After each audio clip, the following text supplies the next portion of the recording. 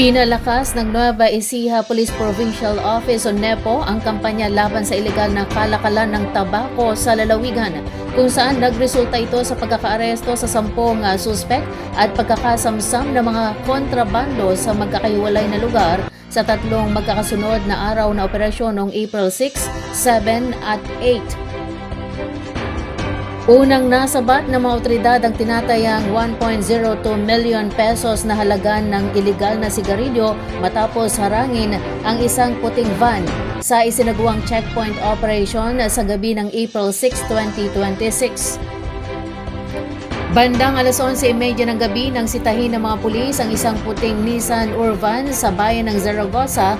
Sa isinagawang inspeksyon, nadiskubre ang 85 kahon ng pinaniniwalaang smuggled na sigarilyo na may kabuang halagang humigit kumulang 1.02 million pesos.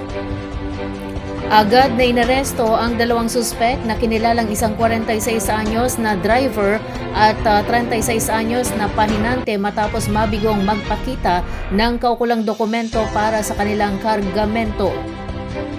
Sumunod na naaresto ang 2 individual noong April 7, 2026 kaugnay pa rin sa ilegal na pagmamayari at transportasyon ng mga pekeng sigarilyo, kung saan sa bayan ng General Mamerto Natividad, isang 32 anyos na babae ang inaresto sa isinagawang oplansita sa barangay Balangkari Sur matapos madiskubre sa kanyang sasakyan ang 15 rim ng J&J at 4 na rim ng FS na sigarilyo na may kabong halagang 7,600 pesos. Haharap ang suspek sa mga kasong paglabag sa Republic Act No. 10863, Republic Act No. 10643, Republic Act No. 7394 at National Internal Revenue Code of 1997.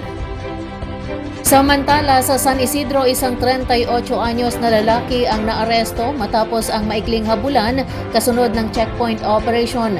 Nakuha mula sa kanya ang 14 na pakete ng pekeng RGD na sigarilyo na tinatayang nagkakahalaga ng 9,100 pesos.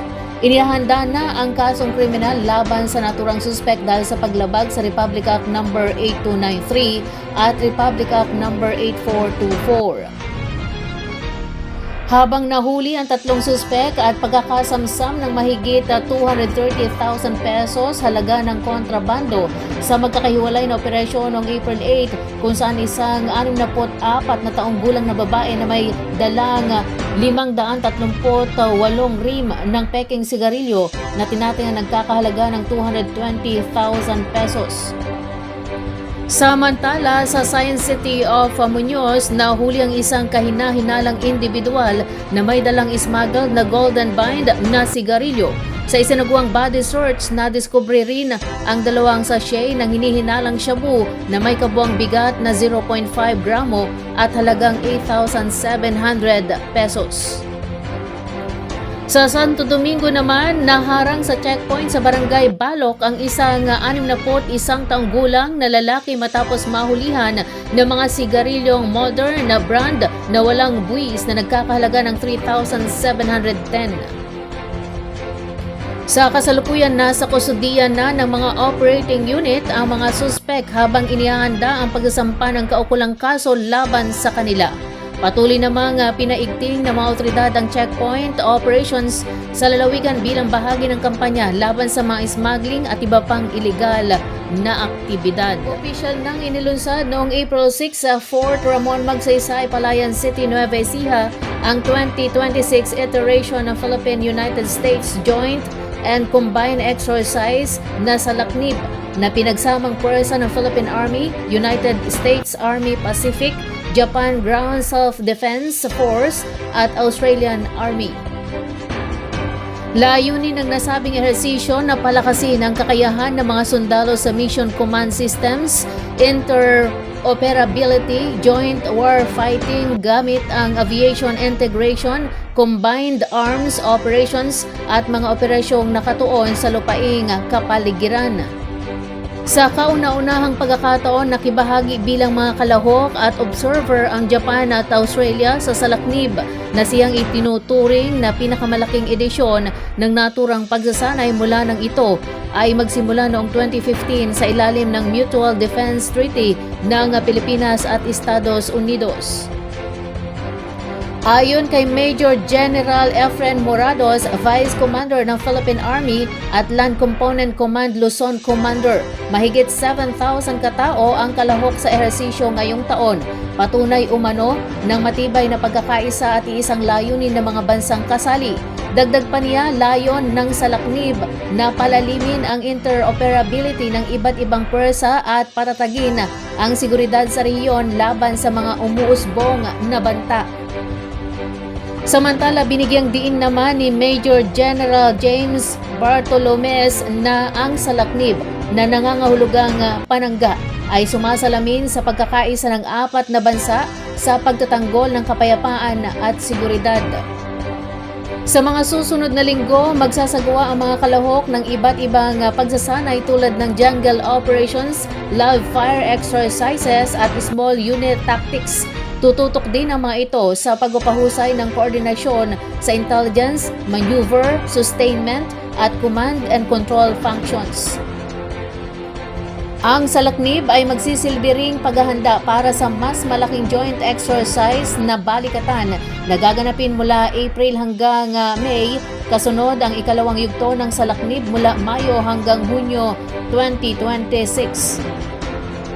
Saklaw ng mga multilateral na pagsasanay ang maritime at territorial defense, humanitarian assistance at disaster response. Gayon din ang amphibious at combined arms operations na layong tiyakin ang kahandaan ng mga kaalyadong pwersa sa pagpapanatili ng kapayapaan sa Indo-Pacific region. Sinimulan na ng Department of Social Welfare and Development o DSWD ang pamahagi ng Cash Relief Assistance o CRA sa mga tricycle drivers sa labas ng Metro Manila na makikinabang ang tinatayang 367,000 benepisyaryo sa buong bansa na apektado ng patuloy na pagtaas ng presyo ng langis dulot ng tensyon sa gitnang silangan.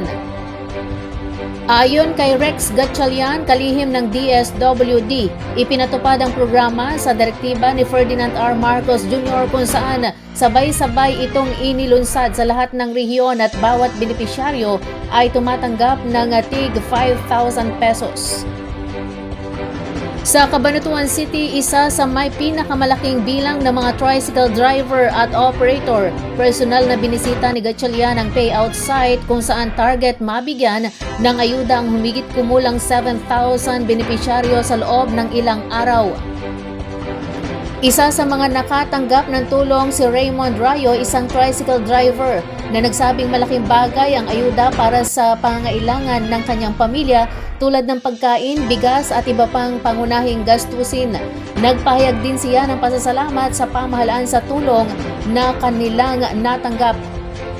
Ipinaliwanag ni Gatchalian na ang pondo para sa programa ay mula sa Assistance to Individuals in Crisis Situation o AX, kung saan may nakalaang humigit kumulang 30 billion pesos para sa mga transport worker na apektado ng mataas na presyo ng gasolina.